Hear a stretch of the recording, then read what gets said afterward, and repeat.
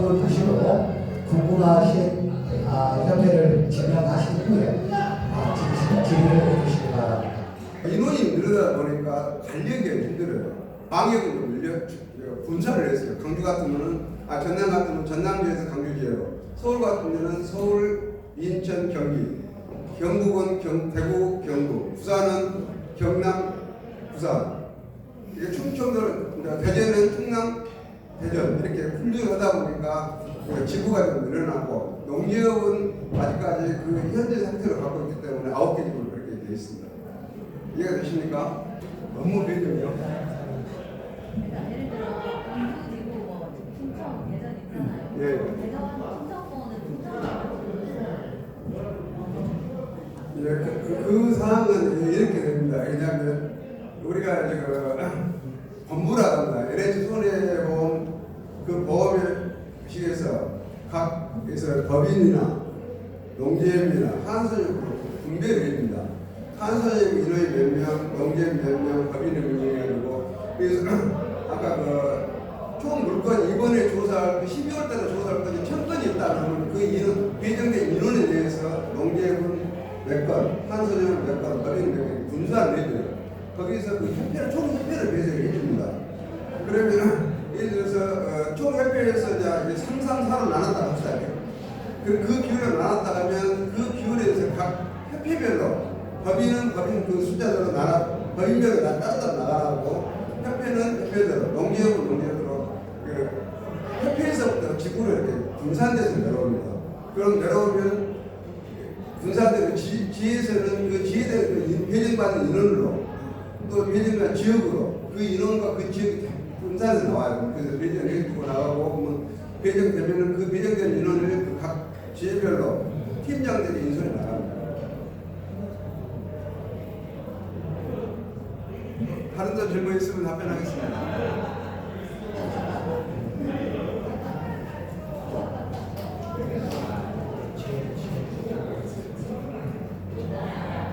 저는 아직 소속된 지혜가 없어서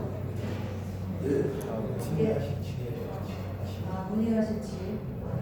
저는 이제 업무적인 걸 이제 질문을 하려고 하는데 저희가 이제 만약 어떤 지혜에 소속이 돼가지고 일을 이렇게 분배를 해주신다고 하잖아요. 그 일을 분배해주는 그 과정에서 저희는 만약에 저는 강주 살고 있으면 뭐 전남지혜가 됐건 강주지혜가 됐건 소속이 되면 그 전남 지역에 배분되는 그 지역이 이제 지역별로 나눠질 거 아닙니까? 그러면 그 지역을 분배를 할 때 그 학회에 가입된 그 회원들에게 분배를 해주잖아요. 그럼 그 분배되는 그 기준이 뭔지, 뭐 전국적으로 이렇게 해가지고 하는 건지, 아니면 어떤 지역의 형평성을 뭐 해가지고 그 회원별로 이렇게 해주는 건지, 그리고 이제 손해평가인이 평가사가 많이 이제 되다 보니까 일의 배분이라든지 일의 양이 이제 어떻게 될지는 모르겠지만 향후 이게 이제 더 좋아질 거라는 전망을 하시긴 하지만 저희 입장에서는 이제 뭐 직업과 관계되는 일이라 여기에다가 비전을 얼마나 둬야 되는지 예측할 수는 없지만 그래도 혹시 그런 어떤 좀 전망할 수 있는 게 있으시면 말씀을 부탁드리겠습니다. 지금 제일 궁금한 것이 내가 배정을 받으면 어디로 갈 것인가?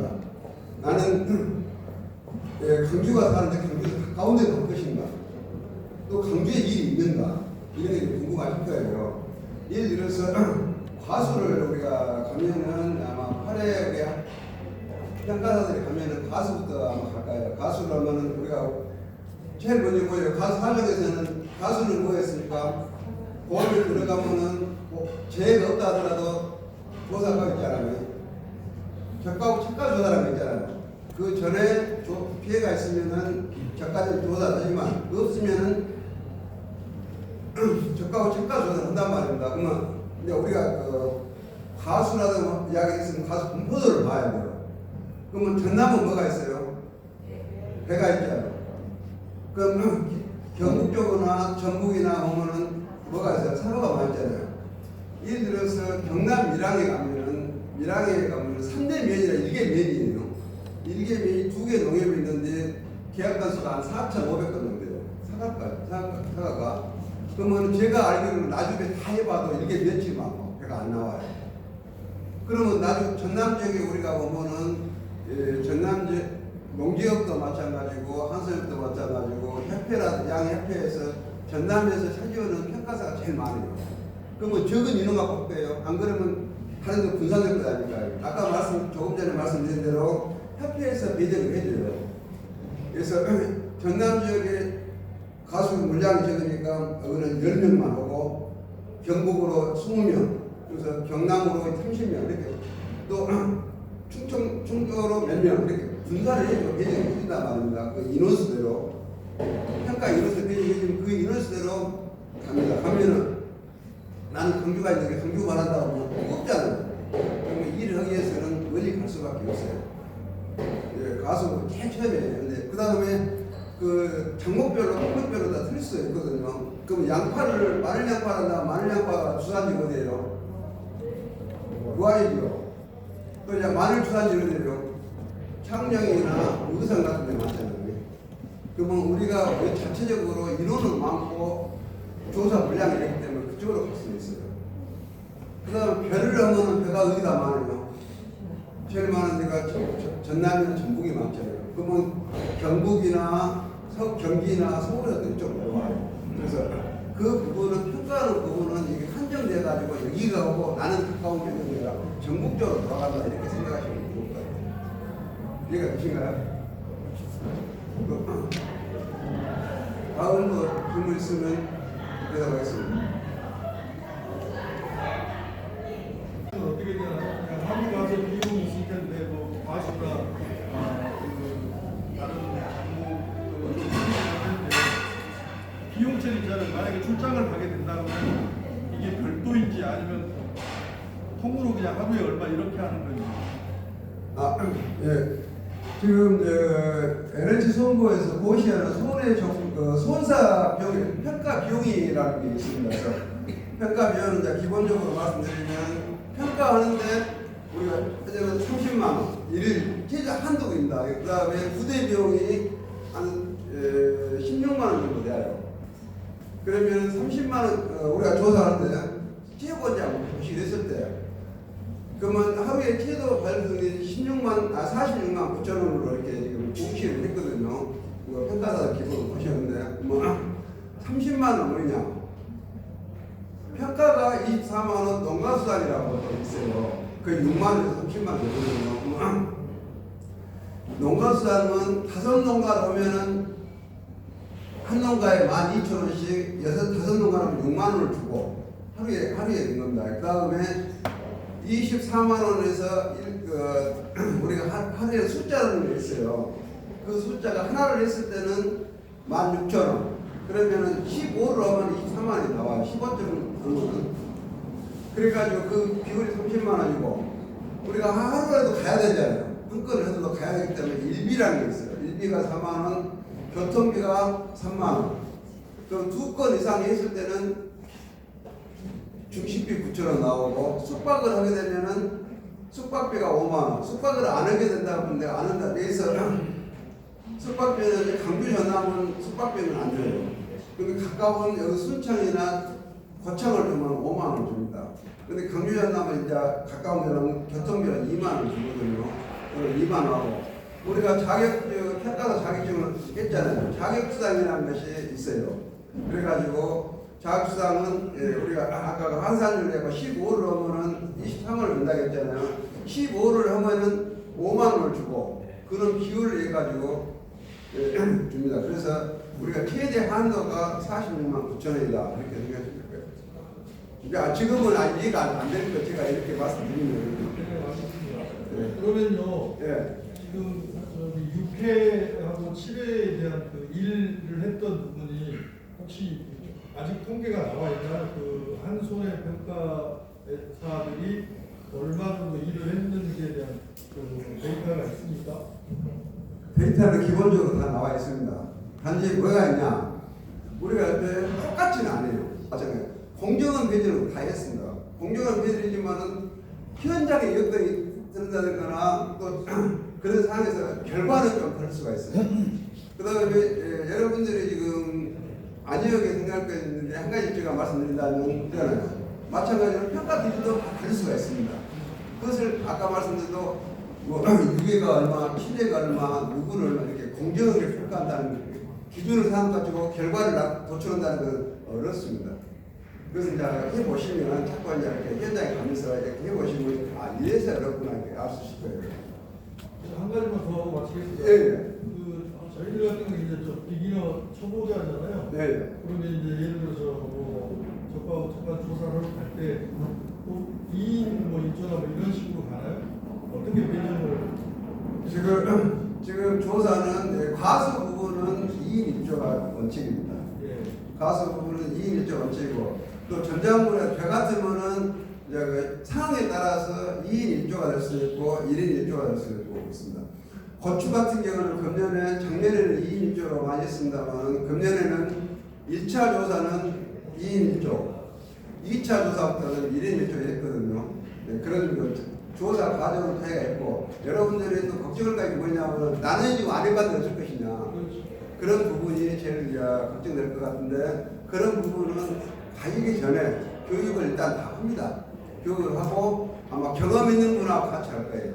왜냐하면 작년에 지금 6회하고 7회는 좀 불편한 점이 있고 그 6회가 많이 들어와서 그 기존 그 평가사들하고 매칭이 좀 못돼요. 인원이 많이 들어왔기 때문에 그래가지고 자체적인 조업 편성을 운영을 했고 7회생들은 너무 많이 들어와가지고 지금 1회부터 6회까지가 얼마냐면 1,706명인가요.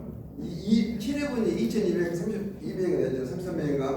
그러니까 그 다 해도 그 기존 몇시 경험 있는 사람 매칭이 안 됐기 때문에 자체 교육을 해가지고 좀 사실 현장 가기 전에 자체 교육을 해가지고 그런 했습니다만 어려운 거 차고 좀 있었어요. 그렇지만은 문화에 좀 있었고 8회 우리 합격자분들은 이제 기존 이제 선배들이 많이 있기 때문에 그런 부분은 아마 염려 안 할 것 같습니다. 대학에 보면은 농지에 있다가 협회로 오고 협회에서 문제가 있으면 농지역으로 가고 농지역으로 가요. 이런 부분이 있기 때문에 지금은 각 그 내용적인 기준으로 봐서 기간을 볼게요. 2년이면 2년, 3년, 3년. 우리 전남지에도 규정이 있어요. 그 안에는 못 들어온다. 탈퇴하고 못 들어온다. 올 때는 심의를 받아. 그래서 어떤 문제를 일으키면 가보면 되잖아요. 징계를 받는데 가버려요. 그냥 또 징계 끝나면 또 올 수는 없잖아요. 그래서 그런 부분이 있기 때문에 이덕을 한다든가 농지협에서 협회에서 농지협을 한다든가 또 법인을 가고 들어오는 과정은 본인이 좀 생각을 해야 돼요. 그 다음에 또 아까 그 이야기 했는데 지금 신청을 하게 되면요.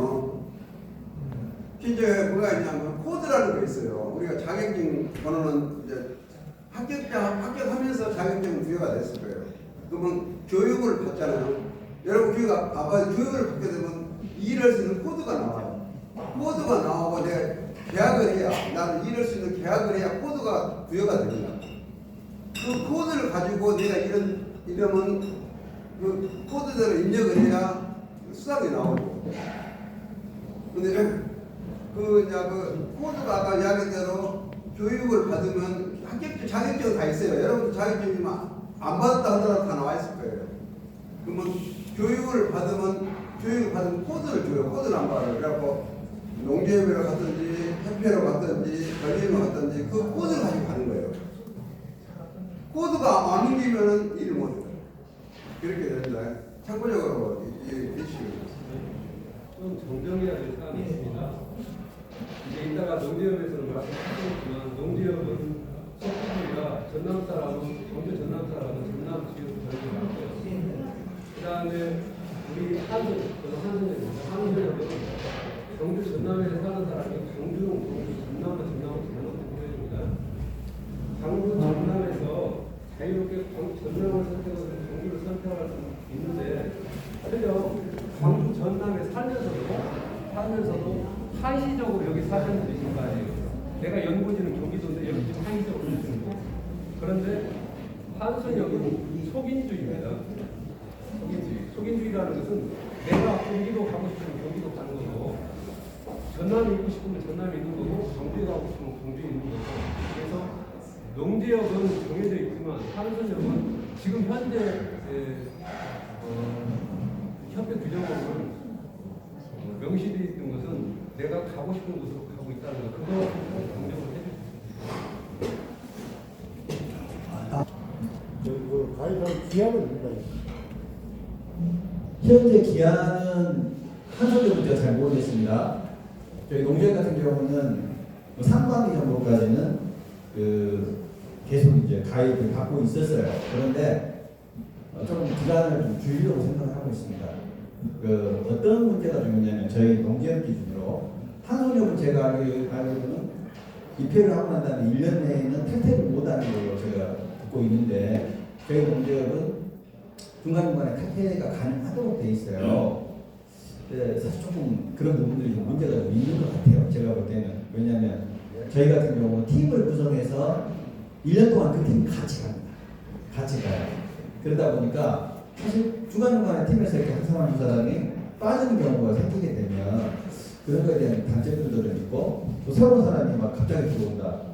이런 것도 좀 문제가 좀 있다 이런 생각이 좀 들어서 기간 자체를 좀 줄여서 이렇게 받으려고 생각을 하고 있습니다.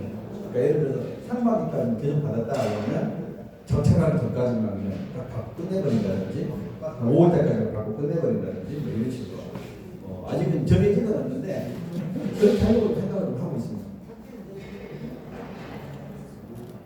예. 아까 제가 마지막에 질문했던 내용 하시면은 청소될 만한 내용 어떤 내용이요? 아직 주말반하고 직장을 아직 다니고 네, 있는데 그거는 제가 좀 말씀드릴게요. 시작하는 게 예, 올해 7회 기준으로 올해 22년도 일한 기준으로 저희도 주말반하고 평일반이 다 있어요. 솔직히 저는 이제 주말반 친구들한테 내년에는 주말반 신청하지 말고 평일반 하라. 그렇게 했습니다. 그 이유는 일이 그렇게 많지 않았어요. 근데 사실 주말반이라는 이유들 때문에 사실 좀 피해보는 것들이 제가 볼 때 더 눈에 보이더라. 사실 그런 부분들이 제 눈에는 좀 보였습니다. 저는 주말반이 아니었지만 그래서 굳이 주말반 선택할 필요 있을까? 그 제도는 계속 갈 거예요. 그런데 뭐 휴가 내가지고 예를 들어서 저기 토요일 일요일 쉬니까 토요일 일요일 월요일 3일 뭐 일한다든지 뭐 이런 거 가능하잖아요. 그렇다 그러면 굳이 주말반, 평일반 구분할 필요 없겠다라는 생각을 개인적으로 좀 하고 있습니다. 대답했는지 모르겠습니다. 바로 하십시오. 예, 예를 들어서 얼마 전에 저희가 이제 가축 교육을 했는데 가축 교육할 때 같은 7회인데 올해 1년 동안 농작물을 안 했대요. 그런데 가축 교육을 받았다고 하는데 가축관에 편성될 수 있는 조건이 저희 농지회 같은 경우는 반년 동안 농작물을 해야지만이 가축관에 지원을 할 수가 있어요. 한우는 아마 틀릴 겁니다. 저희는 그렇게 돼 있는데 그 친구는 자격이 없어 버리잖아요. 그래서 저한테 이제 물어보는데 자격이 없더라고요. 네, 그래서 농작물을 어쨌거나 덜이라도 덤벼오세요. 라고 이제 그런 말씀을 드렸거든요. 한우는 잘 모르겠습니다만 우리 이제 농장 같은 경우는 그렇습니다. 그리고 사실 뭐 일하시면서 조금씩 배워보시는 게 도움이 좀 많이 될 겁니다.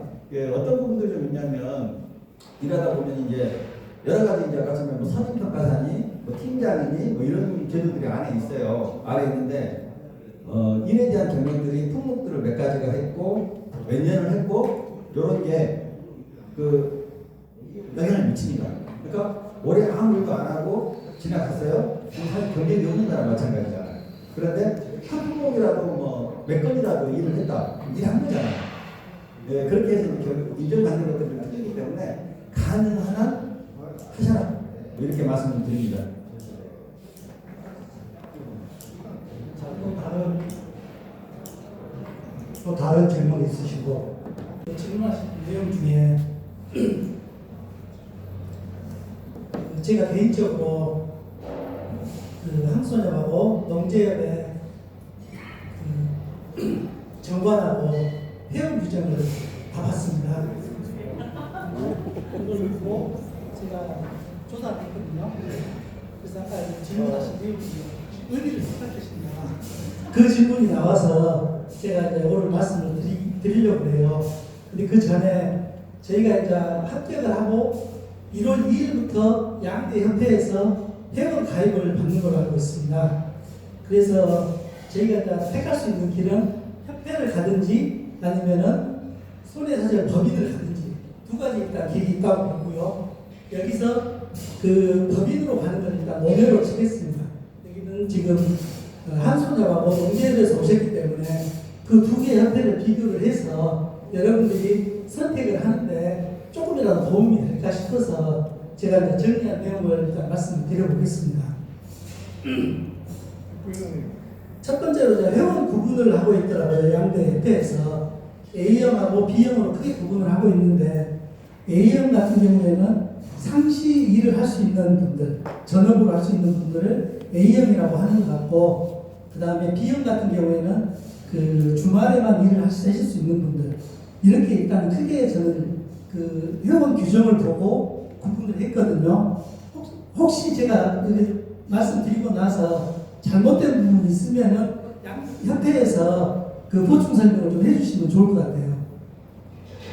그래서 회원 구분은 두 가지로 일단 하고 있고요. 입회비하고 연회비가 있고, 그 다음에 협회 발전기금이 있더라고요. 입회비 같은 경우는 현재 회원 규정상에 5만원, 그 다음에 연회비가 10만원, 양대 협회가 제가 똑같은 걸로 확인을 했습니다. 그리고 마지막으로 그 농지협 같은 경우에는 선임평가사 제도를 도입을 하고 있는데 한소협에는 그런 규정이 따로 없더라고요. 그래서 왜 그렇게 돼 있는 건지 그게 조금 저는 궁금하고요. 네, 양쪽 다 있습니까? 그리고 이제 제가 한 가지 궁금한 거는 마지막으로 저는 지금 아직 정년이 조금 남았어요. 그러다 보니까 저 같은 경우에 주말에만 하는 쪽으로 일을 하는 게 맞을 것 같은데 지금 바로 주말까지라도 시작을 하는 게 나은지 아니면은 정년을 하고 나서 차분히 그때 가서 일을 배워서 시작하는 게 맞는 건지 저는 이제 사실 그게 좀 궁금하거든요. 답변 부탁드리겠습니다. 감사합니다. 우리 금방이라도 나와서 일할 수 있도록 이런 분을 많이 해주실 것 같습니다. 고생하셨는데 그 부분에 대해서 농지협도 마찬가지고 협회도 마찬가지고 아마 그럴 겁니다. 그래서 협회 보면 정관에 보면 A형하고 B형 이렇게 C형 있는데 지금 A형하고 B형하고 이렇게 돼 있거든요. A형은 뭐냐면 상시적으로 언제라도 난 할 수 있다.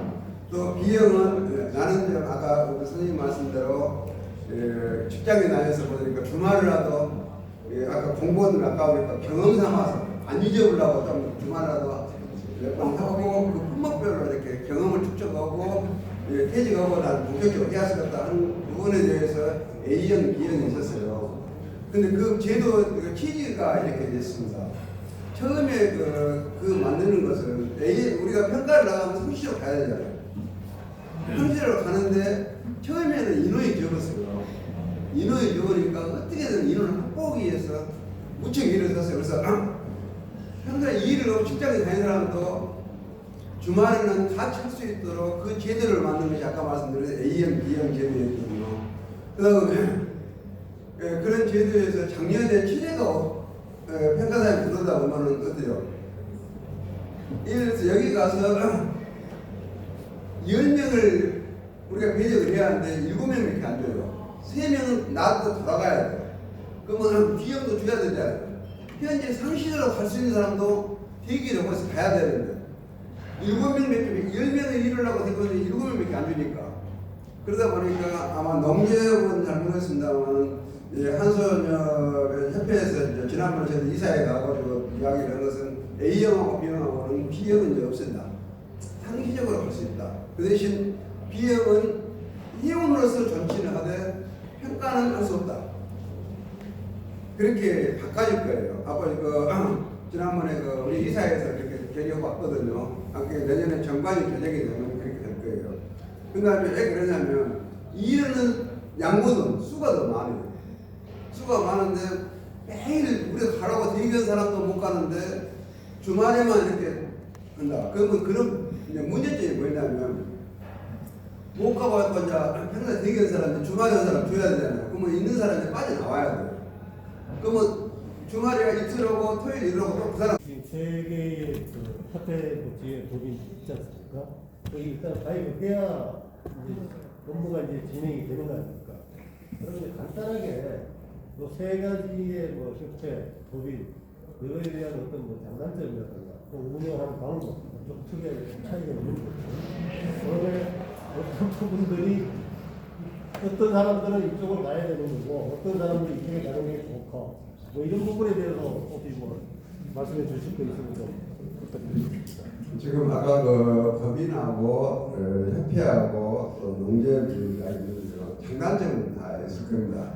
근데 저는 이제 그 농재협회나 법인이 안 가봤기 때문에 그쪽의 장점이 뭐 단점이 뭐고 또 협회가 따라서 장점이 뭐 단점이 뭐 예, 그것을 이제 말씀드리기는 좀 어려운 상황입니다. 왜냐하면 지금 나는 내가 가갖고 제일 중요한 게 뭐예요? 여러분 전문 자격증을 가졌다고 자부심도 중요하지만 그게 수반되는 게 뭐예요? 소득이 있어야 할 거 아니에요.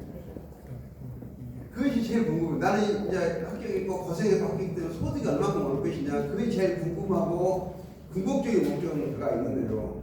소득이라는 것인데요. 일을 해야 되잖아요. 일을 하려면 뭐가 있어야 합니까? 재가 있어요. 일감이 있어야 돼요. 일감이 있는 것이 지금 기본적인 있는 것이 가수 부분 있잖아요. 아까 얘기한 작가와 작가수라든가 가수 부분은 재가 없어도 기본적으로 해나가는 과정이 있기 때문에 해요. 그러나 그 가수 부분은 뭐예요?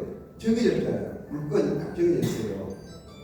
그러나 벼나 고추나 양파나 마늘 이렇게 기본적으로 이렇게 다른 부분은 재가 없으면 어째요? 없잖아요.